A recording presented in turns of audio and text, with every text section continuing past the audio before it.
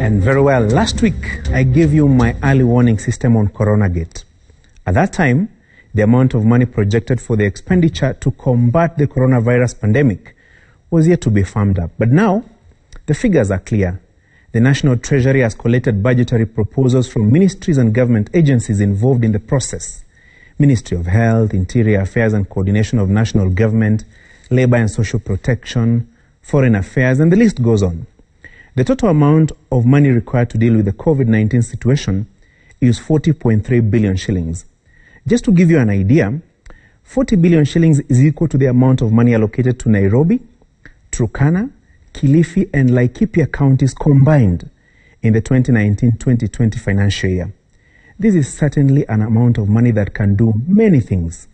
These billions, if prudently managed, can purchase medical equipment, hire more health workers, avail testing kits, among other vital requirements in keeping the coronavirus at bay. But make no mistake, this is also an amount of money that whets the appetite of many graft sharks in the government. As we speak, there is no evidence that any of these sharks has been placed on mandatory quarantine or locked up in some isolation center to block them, despite the fact that they have tested positive for what Archbishop Muheria called the greed virus. And so, it is our collective duty as citizens, now that a majority of us are working from home or remotely, to keep a keen eye on how the billions are being spent.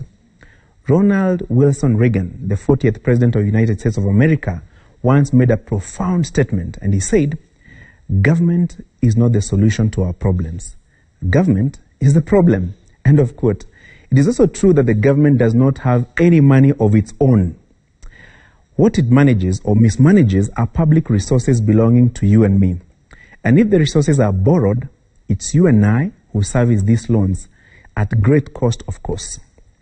Remember, we still do not have an Auditor General. After Edward Ouko's exit in August last year, why his successor is yet to be appointed is another story of deep interests and intrigues that is subject for another day. In the absence of a substantive Auditor General, I would propose that we all assume that role, albeit in an acting capacity, purposely to audit the COVID-19 billions. What if we asked for weekly updates from the National Treasury on how the 40.3 billion shillings kitty is being utilized to deal with the pandemic? Of course, this is very possible. After all, the Ministry of Health has briefed us 37 times since the COVID pandemic knocked on our doors 42 days ago.